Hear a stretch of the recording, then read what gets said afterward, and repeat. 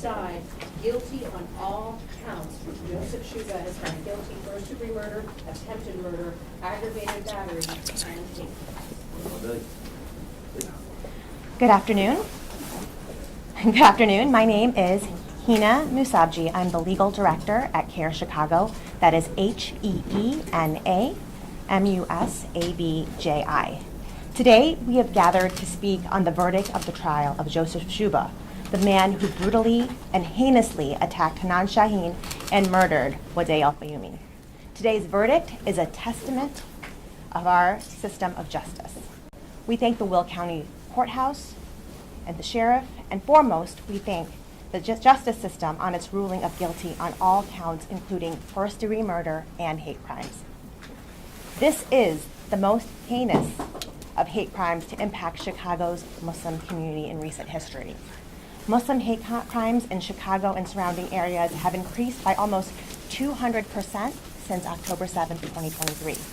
The numbers are underreported, and mostly because law enforcement will often decline to classify the incident as a hate crime.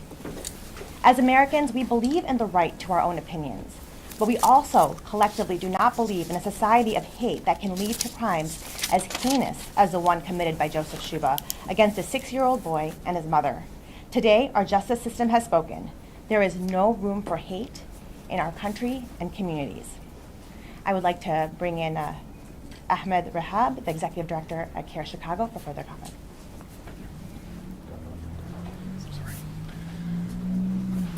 Good afternoon, and thank you for being here. My name is Ahmed Rahab, A-H-M-E-D-R-E-H-A-B, the Executive Director of CARE Chicago, and I'm joined to my right by Wadee Alfayoumi, the father of the late Wadee Alfayoumi, who will give comments after I am done, and I will translate his comments, which will be in Arabic. I want to reiterate our thanks to the Will County Sheriff's Office that has been extremely professional and competent from the very beginning to the very end. I want to thank the State Attorney's Office and the State Attorneys that did a fabulous job in their prosecution. And last but not least, our justice system, which has proven once again that justice will be served and that hate crimes and murder crimes have no room in our community, in our society. We are obviously pleased with the results. The fact that he was found guilty on all the charges is no surprise to us. This was a very clear-cut case. And this is a case that shook up the Muslim community, the Palestinian community, and really Chicagoland, Illinois, and the nation, maybe even the world at large. This is one of the worst hate crimes that have been committed in recent memory that targeted an innocent 6-year-old boy, a kindergartner, and his mother. The boy was stabbed 26 times, as you've heard repeatedly. You can imagine the brutality of the scene. It was very difficult for the parents to have to live through the details, the gruesome details, so our heart goes out to them. 26 times brutalized in the safety and sanctity of his own home, simply and only because he was Muslim and Palestinian. That is what Joseph Czuba yelled as he stabbed at them: Muslims must die. And so it is important for me to take a moment to talk about the context of this crime, because otherwise, if we don't reflect and ruminate on the context and the environment that allowed this crime to happen, he would have died in vain. And I think I'm not speaking out of line. I think the family feels the same way, that all the way up to the President of the United States at the time, President Biden, there is culpability. When the President came out and reiterated unfounded claims that 40 babies were decapitated, that they were basically beheaded by Palestinians, this was part of the radicalization process of Joseph Czuba. That's what he was reacting to, these unfounded claims. Watching CNN around the clock, the way that the media covered the conflict, showing only one side of what was happening, and not at all showing the humanity and the suffering and the reality of the Gazans on the ground who are losing life, limb, property, infrastructure, houses, by the tens of thousands, as it were. And to this day, unfortunately, with the current administration, we still feel that there isn't any accountability for the crimes that occurred against humanity. The ethnic cleansing, as a matter of fact, with the recent ridiculous ideas coming out of the White House with the whole Trump plan for Gaza, there is a furtherance of this dehumanization and a call for ethnic cleansing out loud and clearly, removing people from their homeland and throwing them somewhere else so that we can build casinos and whatever else he has up his sleeve. That is extremely offensive and ridiculous, and it is part of that larger context in which weak hearts are radicalized that can commit crimes like this. And so today, as justice is served, we remember the life of Wadee Alfayoumi, the smiles, the laughter, the toys that he played with, the Lego, the soccer. We remember him as an angel that has left us and is now in heaven with his Lord. And we tell ourselves we can do better. We can do better as a community. We can do better as media. We can do better as political leaders. When we talk about issues around the world, we talk responsibly and we talk with accountability and we give a full and deep picture of what is happening so that the ignorant and those who don't know amongst us are better informed about the facts on the ground. I now invite Wadee Alfayoumi. Please begin by spelling your name. Wadee Alfayoumi, Alfayoumi.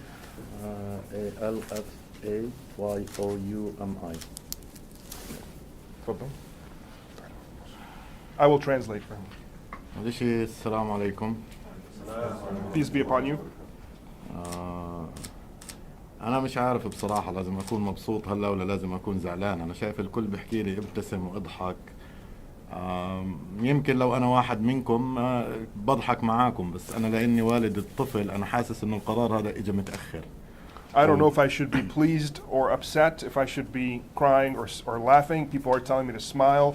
Maybe if I were one of you, I would be smiling, but I'm the father of the child, and I've lost the child, and I feel like this decision came a little too late. بس ما بقدر أحكي غير إنه شكرا لكم، شكرا لكل حدا تابع الموضوع وما زال بتابع الموضوع. شكرا لكل الجالية العربية اللي دعمتني ووقفت جنبي. شكر خاص لعائلتي وللسيد أحمد رحاب، أصدقائي اللي صاروا أعز من إخواني لأنهم ما تركوني ولا لحظة. وبتمنى إنه الموقف هذا يكون آخر موقف يعني بيصير بأي طفل في العالم مش بس في أطفالنا. والحمد لله على كل حال. And yet, all I can say is thank you.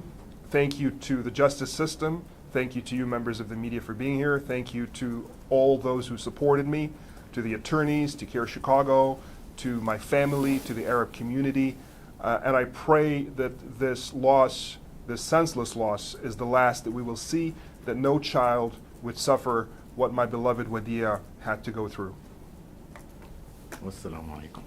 And peace be upon you. I would now like to bring to the podium Amina Barhoumi with the Muslim Civic Coalition.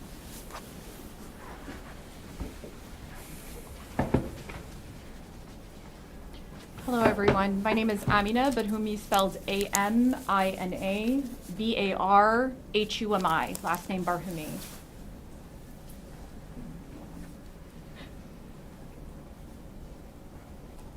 While we're grateful for the verdict, we know and recognize that this moment needs to be also a commitment towards working towards justice. Hanan is a mother like myself, is a grieving mother. As we just heard, Wadee Alfayoumi, a grieving father. No verdict is going to bring their son back. No court ruling can undo the pain of losing a child to a hate crime. On October 14th, 2023, we all knew what this meant for our community. Wadee, the 6-year-old boy, was the first hate crime of October 2023, the first on American soil. And the reality remains that we woke up this morning, and the circumstances of our world is no safer than it was on October 14th. Our children and our families and our community still face threats. And this courtroom decision, while welcome, does not dismantle the systems that allow this hate to fester. And so hate, as mentioned before, is fueled by dehumanizing rhetoric, whether from the White House, from legislators, or the media. And our leaders must do better. The media, you all must do better. And we as communities must do better. Our data must look better. And we want to be able to make sure that reporting on hate crimes, which is underreported in Muslim and Arab communities, is one that changes. Reporting to organizations like CARE, like the ADC, other civil rights organization, like the CDHC here in Illinois, helps us to be able to dismantle these systems that we are within. Led by our former staff member, Maria Muzaffar, and alongside allies and partners, the Muslim Civic Coalition introduced the Wadee resolution at the federal level, which passed the Senate. And this is a resolution that honored Wadee's story and his Palestinian and Muslim heritage, to be able to ensure that his identity and his name remains in history. Hanan's testimony earlier this week was a reminder that hate crimes are not just statistics, that they are real. And in addition to the federal resolution, we're also working to pass the Wadee commemoration in the Illinois state legislature. This Wadee resolution needs to be passed in 10 more states. His name needs to remain in our memories to be able to make sure, as the father just mentioned, that no other child is murdered in this way. And this fight is bigger than all of us, and we stand in solidarity with those that fight with us against hatred. And justice is not just about what happens in the courtroom. At sunset tonight, as was shared for those who were here during our Jummah prayer, is that we're called to reflect, and we're called to turn inward. But it's also Ramadan at sundown tonight that begins is also a time of action. It's a moment to grieve Wadee, but it's a moment to also ask, what are we doing to ensure that Wadee is the last? And hate is relentless, but we must be just as fierce and stronger. And transformation begins with us and our relationships with each other. So it's our responsibility to hold leaders accountable, to hold our legislators accountable, to hold each other accountable. And silence is not an option. And so may we be able to build a future for all of us that is safe, in which we can all thrive. Inshallah. Ameen. Thank you so much. I'd also like to announce that we're working with community members in the city of Plainfield on having a memorial for Wadee Alfayoumi right here in the city of Plainfield in the form of renaming a kids park and putting up a motif, a statue of Wadee Alfayoumi, which details will be announced soon. To conclude, as you've heard, the real culprit in this crime is hate. This wasn't a crime committed because of personal beef between the parties. This wasn't a crime committed with burglary or any personal interest in mind. It was simply hate. And so we have to ask the question, why does hate occur? Who feeds into hate? Who nurtures hate? Who allows hate to fester? And who works actively against it? And that's the question before all of us, media, politicians, and community activists. Thank you very much, and I now ask you if you have any questions. We'll be glad to answer. I did have a question for Wadee. He's wanted to share some comments. First, I wanted to know who you were here with, and just how was it being in the courtroom? Being in the courtroom with Joseph Czuba, being in the courtroom and seeing the image and hearing the things that you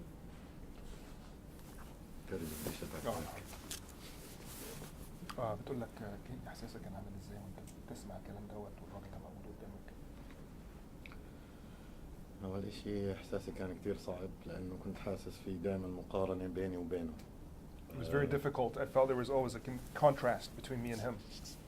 أنا باجي ممنوع أحط إيدي على البارتيشن قدامي، وهو كان امبارح كان قاعد ورجليه على الطاولة. بلس إنه بيجي لابس بدلة. مش معاملة مجرم يعني، مش عارف يعني. أنا بتذكر وقفوني الشرطة عشان ما كان معي انشورنس، حطوا كلبشات في ايدي وحطوني عملوني بطريقة مش حلوة يعني. He says he felt the irony of how he's been treated as an Arab brown man in this country, and how this white defendant was treated. He was afforded respect. He came in a suit. He put his leg up. Him driving down the street, he could be pulled over and given a ticket and handcuffed for the slightest of perceived infractions. وهذا قاتل، ومع هيك كانوا محترمينه بطريقة انه لابس أواعي نظيفة، بلس انه لما دخل على السجن يعني منظره كان مش حضاري، شعره طويل ومبهدل. فهلا لما بيجي على الجلسات حاطط عطر، يعني مش عارف، فكرت انا انحبس. He said, this is just a thought in my mind, but as I look at him, he looks better now than when he entered into the justice system. That he entered disheveled, now he's more upkept, and that he's being treated with a certain level of respect that some of us minorities in this society are not afforded on a day-to-day basis, and that thought was very prominent in my mind. And what do you want us to know about Wadee? ما في شيء زيادة لازم يعرفوه عن وديع غير إنه إن شاء الله اسمه صار موجود في كل أمريكا يعني. أنا مش عارف، أنا اكتشفت ابني جديد. يعني أنا بكفيني فخرا إنه الولد اللي عمره 6 سنوات كان مخوف واحد عمره 72 سنة لدرجة إنه فكر إنه يقتله. إيش أكتر من هيك فخر؟ He said that there isn't much more to say about Wadee other than what's been said about what he loved and what he did and things that have been out there in the public, but that for me as a father, I feel like I'm discovering Wadee and learning about Wadee more every day, and suffice for me as a father to know that his pride in being who he was as a Palestinian, as a Muslim, as an Arab, and being killed and targeted for that was sufficient for him to live through, even though it caused his death, and that for me, I will always remember him with pride as a son.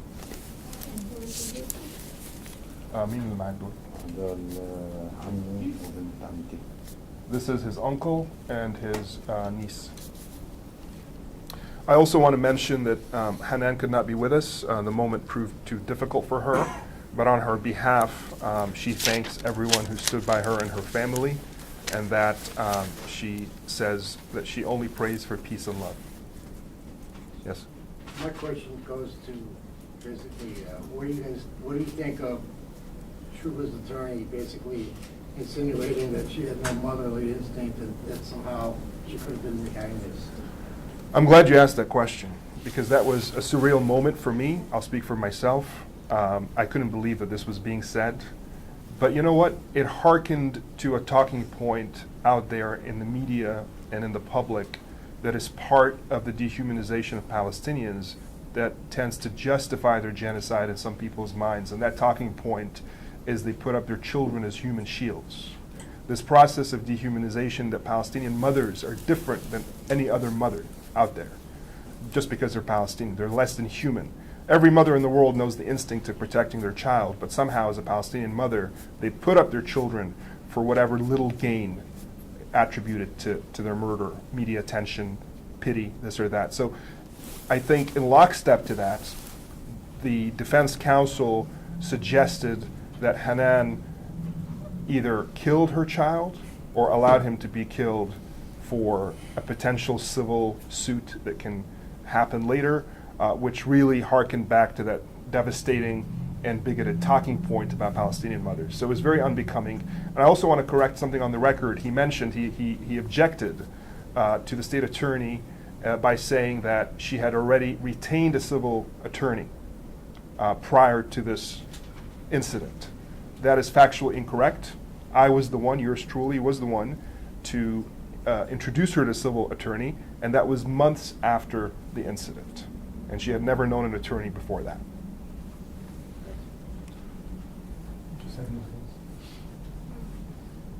Any other questions? Anyone else care to share how they're feeling about the verdict? Good. حد منكم اخواتي Yeah. This would be an opportunity for people to hear your voice. تحبي تقولي حاجه؟ اتفضلي. Yes. اوكي. يا عمو روح يا عمو. حتى نزل عمو. نزل. I have one for Mr. Ruff. كلمة احساسك. My name is Hala Yusuf, HelaYousef. I am the cousin of Wadee Alfayoumi. I'm satisfied that he got justice, and I'm happy that we were able to come to this verdict. I'm kind of sad that it came a year and a half late, but either way, satisfied with today. Thank you. Was there anything you wanted us to remember about Wadee? Wadee, he was a fantastic boy. My last memory of him was him getting to my bed and cuddling and us watching, like an educational video. It was kind of boring, but it was a positive memory I'll never forget. And he was just amazing. And that you and your family had to be here. Just how are you feeling after sitting through all this? I'm not gonna lie, when we got the verdict, I kind of felt my body fall. I was relaxed. I was kind of tense in the beginning. I was kind of scared. But I'm so thankful for CARE. I'm so thankful for the people who supported my cousin and my family. And I am very honored to be a Palestinian and a Muslim at the end of the day. Thank you. Thank you for that. I just want to close with a personal reflection, which really I haven't had the opportunity to do because ever since this fell on us a year and a half ago, we've been running around, doing the work that needs to be done. But personally, I have 3 young boys, 6, 8, and 10. And all of us who are parents, who are Arab, who are Palestinian, I happen to be Egyptian American, who are Muslim, we all saw our children die in Wadee Alfayoumi. Because this could have been any one of our boys, any one of our girls. It just so happened that it was Wadee Alfayoumi. But when he was targeted, all of our children were targeted. Every Muslim was targeted when he yelled, "All Muslims must die." And Wadee happened to be the sacrificial lamb. But he wasn't targeted for Wadee. He was targeted for who he was as a Palestinian, as a Muslim. And so we were all targeted that day. Thank you. Thank you.